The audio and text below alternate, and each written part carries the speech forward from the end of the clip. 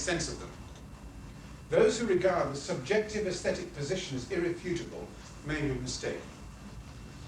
The justification we feel in treating the beautiful as a subjective response to events is not only based on our assumption that our senses make prisoners of us all, that all perception and experience is trapped by the machinery that we perceive and experience with. It is also based on the common feeling that beauty, as in my earlier story, is elusive. Indeed, it is this elusiveness that is seen as the root of inspiration, whether the muse of the Greek artist or the femme fatale of the 19th century composer.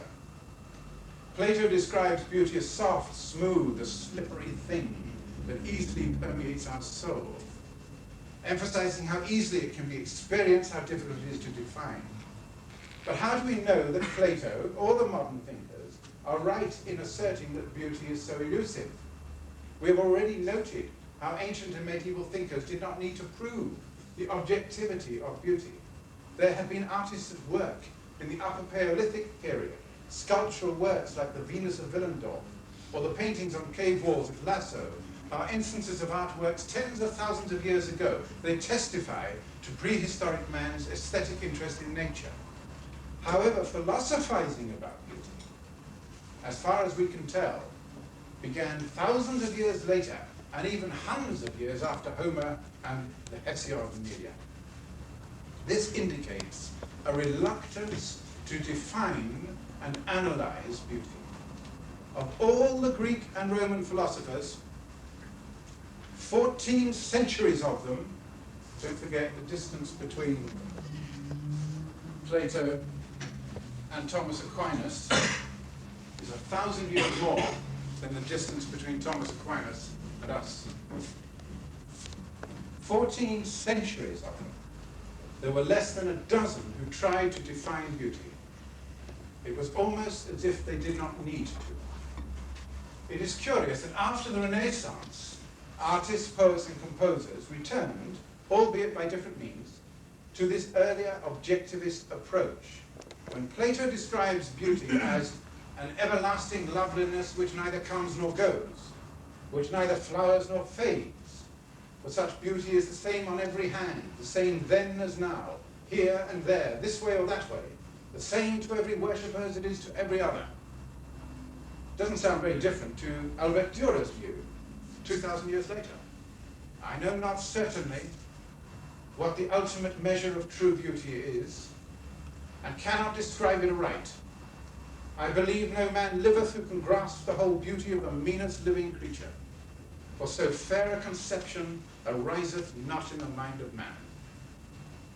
300 years later, Goethe writes, beauty is inexplicable, it is a hovering, floating, glittering shadow, whose outline eludes the grasp of definition. These poetic and transcendent approaches soon attracted an idealist view of beauty, rendering the aesthetic experience beyond the human mind, quasi-mystical, over and above, an idea shining through matter. The most frequently employed definition for beauty is that it is, despite its elusiveness, simply order. Let us suppose we hear successively, without any rhythmic order or control of intensity, 53 notes. When we listen to this arbitrary collection of tones, we have difficulty relating to it. If, however, those 53 tones are heard in a sequence with absolute and relative lengths, as Brahms composed them, then the lullaby is recognized as constituting a clear melodic unity and will delight even a child. The more parts are recognized instantaneously as constituting a unity, the greater will be the pleasure that the parts cause. If we go to a concert or an opera, many of us as uninitiates will not notice the unity of a symphony or a Wagner work. Rather, we will respond only to the unity of a few sections, perhaps a theme, a quintet or an aria. For this reason, our enjoyment is normally less intensive than that of the musically informed. It seems that integrity, proportion are necessary for the beauty of an experience, for without these two ingredients, no unity is possible. The question before us then is simply this: is there really an order in every aspect of phenomena and experience? Since this question includes natural things as well as artworks, we must consider the presence of some order in nature. Obviously, we see order clearly in crystals, shells, flowers, and countless organisms that have definite place, size, relation, and function. Even the most casual investigation reveals an abundance of symmetry and complexity. But this is only the evident order of things. Well, there are many things in nature, the order of which is not visible. Science presents us with the fact that atomic and molecular structures, the cellular and higher biological units, all share pattern and order and ratio.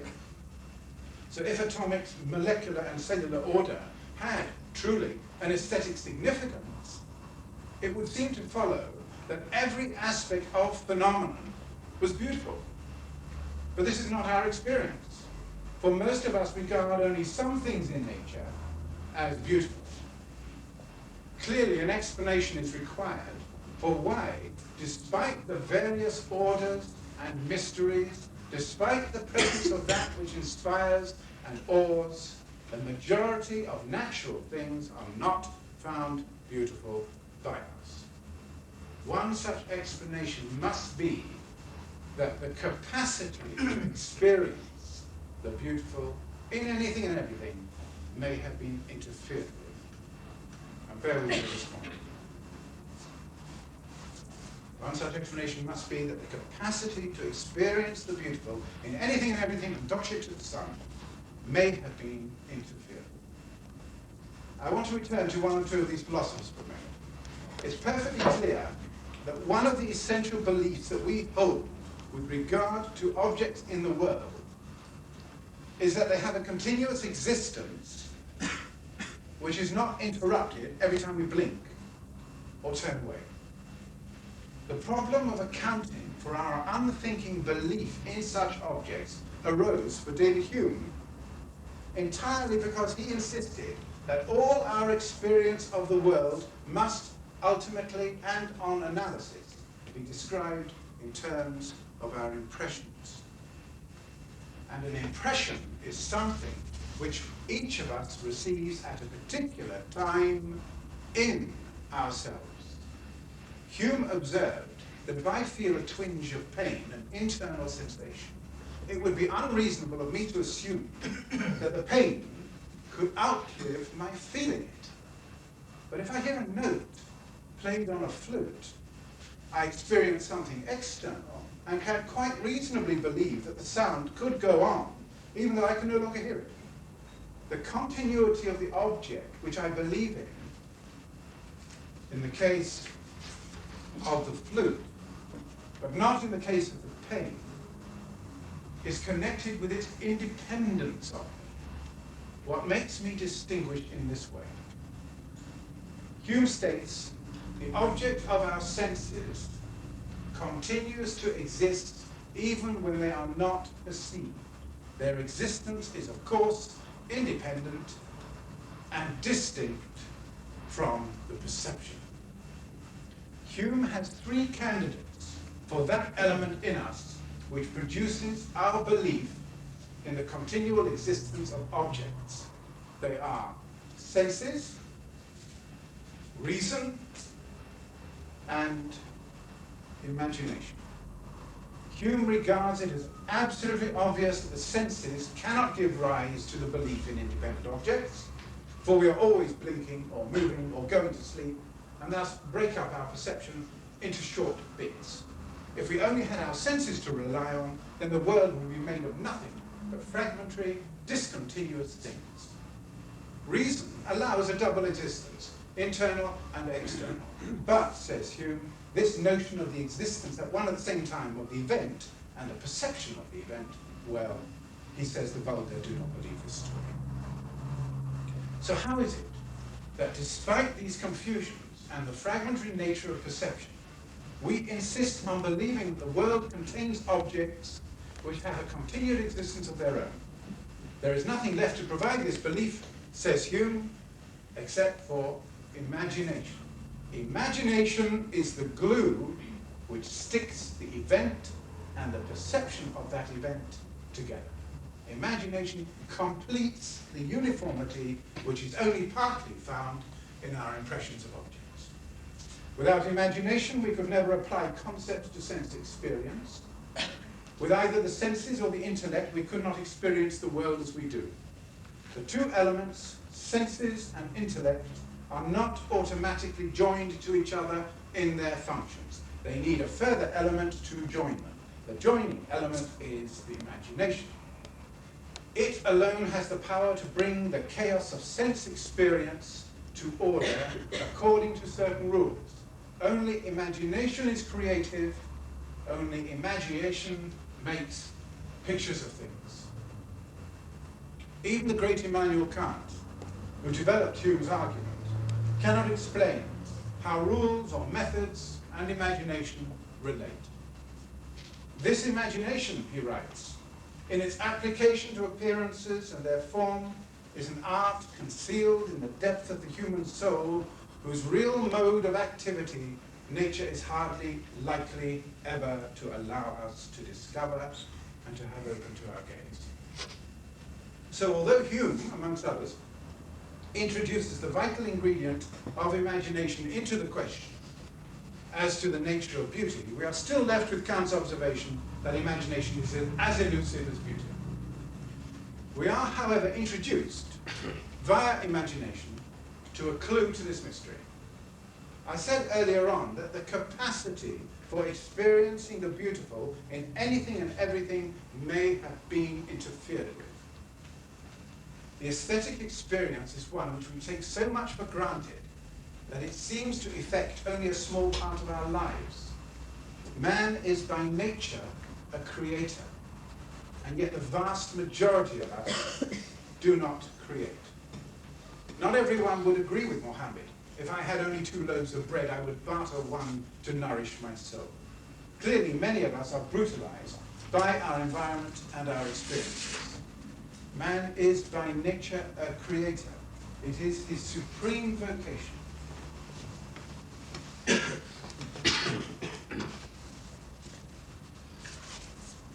His supreme vocation.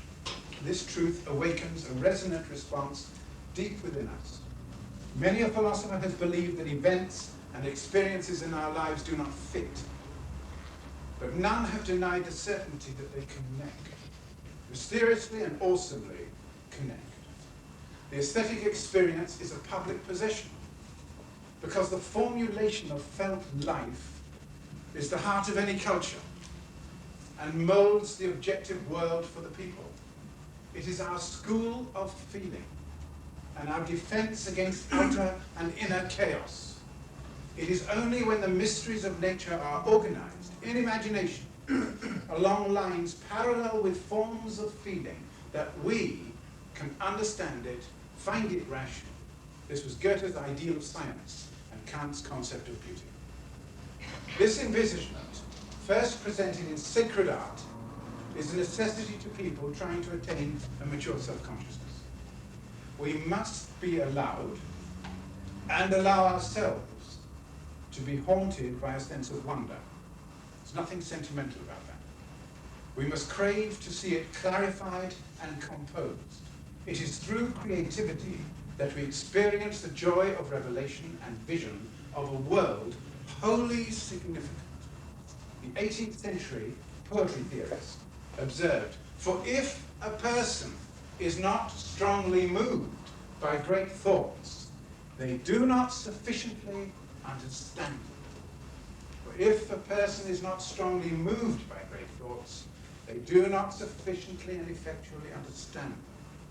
This deep joy has been thought by some to be the principal aim of education, a far cry from our contemporary passion for the mass exploitation of the young for entirely commercial purposes. The educationalist L.P. Jacks writes, "What then is the vocation of the whole man? So far as I can make out, his vocation is to be a creator. And if you ask me, creator of what? I answer, creator of real values. And if you ask me what motive can be appealed to, what driving power can be relied on to bring out the creative element in men and women, there's only one answer I can give, and I give it without hesitation: the love of beauty. Innate in everybody, but suppressed, smothered, thwarted in most of us.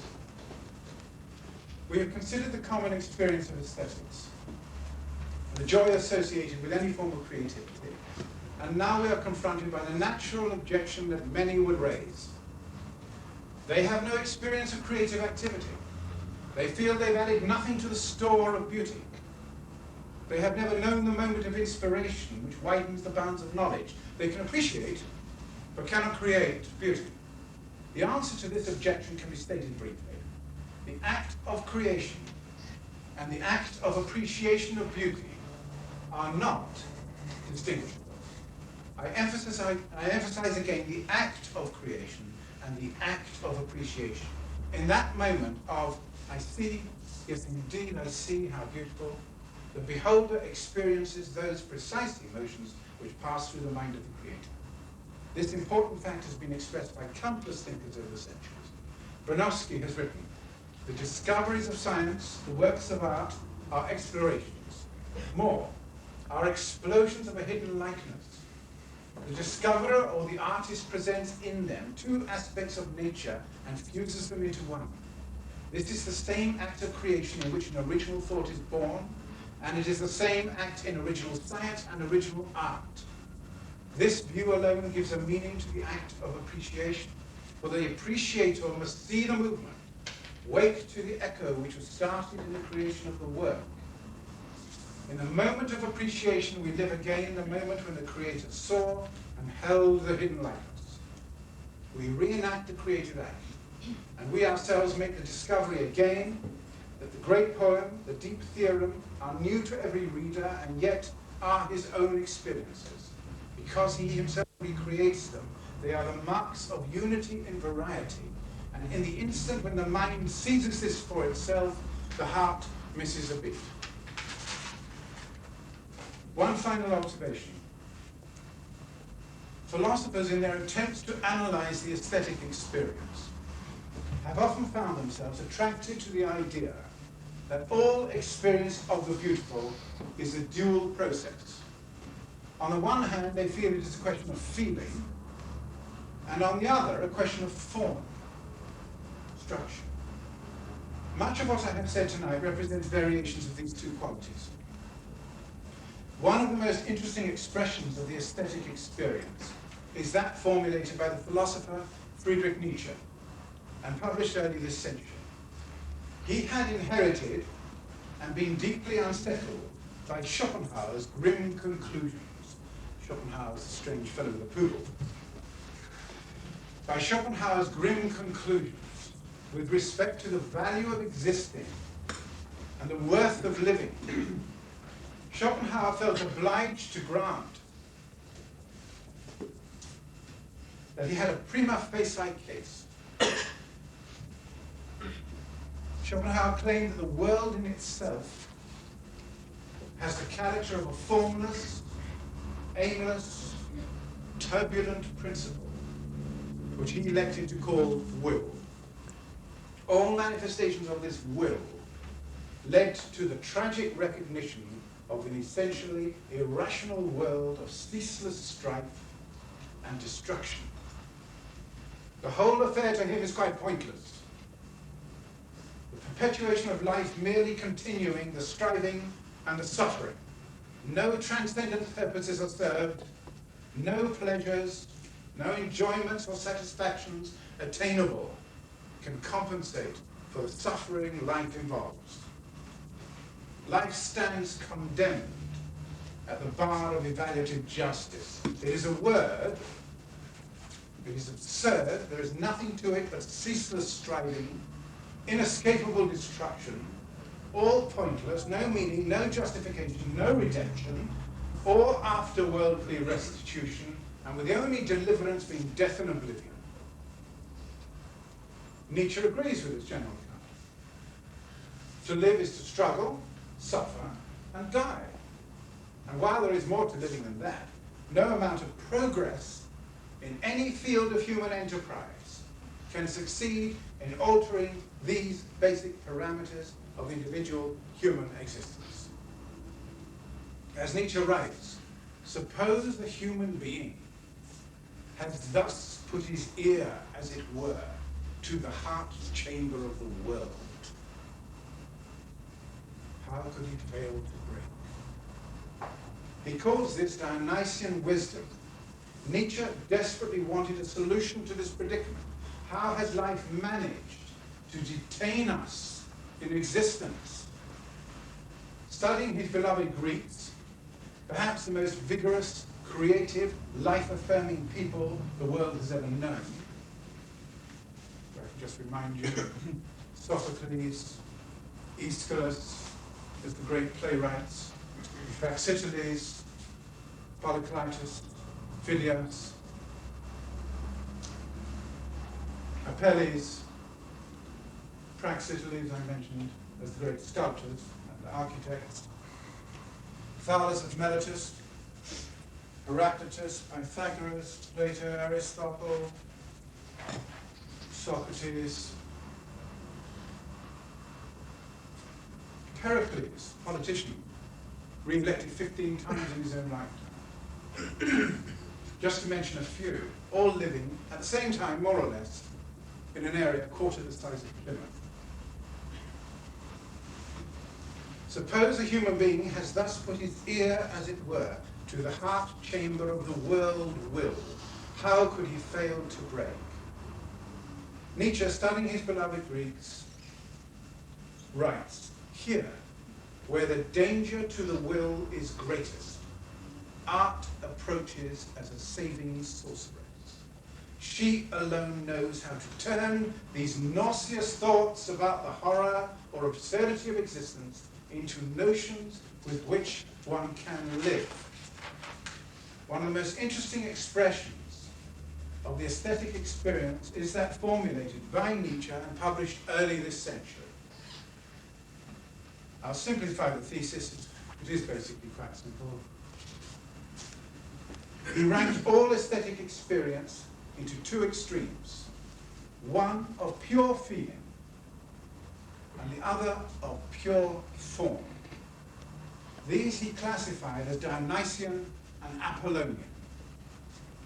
So Dionysus, symbol of the mystical and the violent, visionary, inspired, instinctive, wild, dithyrambic, passionate, and Apollo, representing order, refined and honed understanding, knowledge of the right place, the right time, for the secret hidden workings of nature. Recollecting that Nietzsche employed the poetic analogy of Dionysus for pure feeling and Apollo for pure form, I will close these observations with a quotation from the last passage of Nietzsche's haunting study of aesthetics, his book, The Birth of Tragedy, written when he was 25. Nietzsche says, thus the Dionysian is seen to be, compared to the Apollonian, the eternal and original artistic power that first calls the whole world of phenomena into existence. And it is only in the midst of this world that a new transfiguring illusion becomes necessary in order to keep the animated world of individuation alive. If we could imagine dissonance become man, and what else is man? This dissonance, to be able to live, would need a splendid illusion that would cover dissonance with a veil of beauty. This is the true artistic aim of Apollo, in whose name we comprehend all those countless illusions of the beauty of mere appearance, that at every moment make life worth living at all. These two drives unfold their powers in a strict proportion, according to the law of eternal justice. In the 18th century, it might have been called neoclassicism and romanticism. According to Professor Ornstein, now we might call it the right and left side of the brain. These dual processes always seem to recur in variations on the theme throughout culture. The Greeks knew it best. That this effect should be necessary, everybody should be able to feel most assuredly by means of intuition, provided he has ever felt, if only in a dream, that he was carried back into an ancient Greek existence, walking under lofty Ionic colonnades, looking up towards a horizon that was cut off by pure and noble lines, finding reflections of his own transfigured shape in the shining marble at his side, and all around him solemnly striding or delicately moving human beings speaking with harmonious voices in a rhythmic language of gestures. To a man in such a mood, however, an old Athenian, looking up at him with the sublime eyes of Aeschylus, might reply, but say this too, curious stranger, how much did this people have to suffer to be able to become so beautiful? I'll leave it there.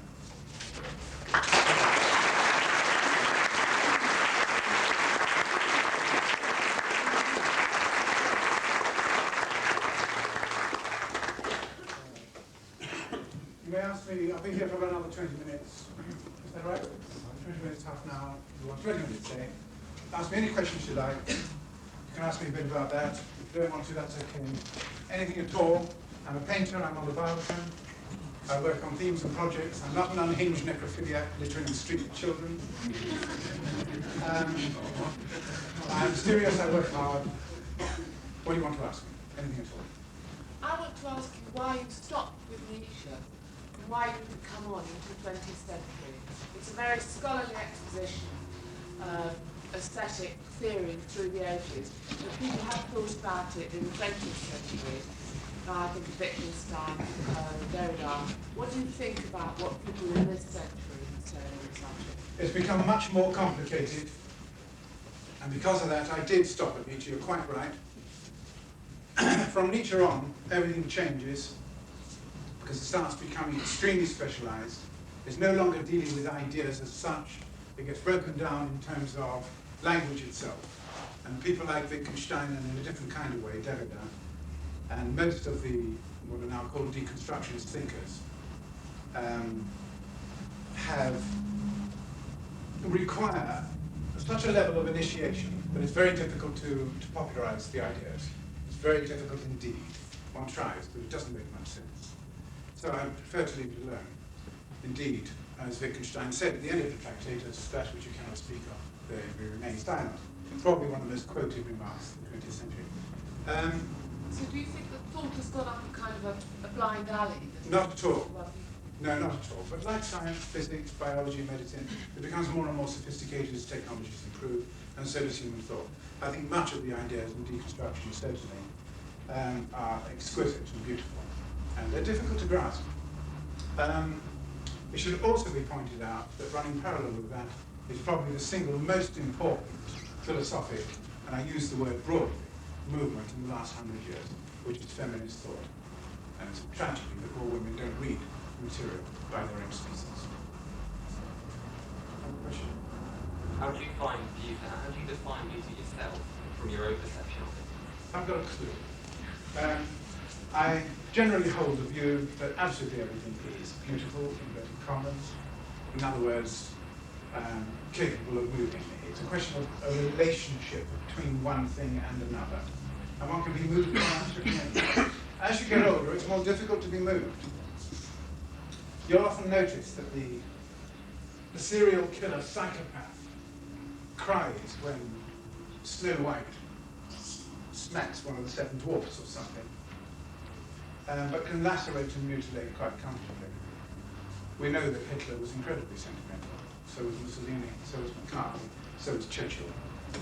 So all these very popular fascist psychopaths of one kind or another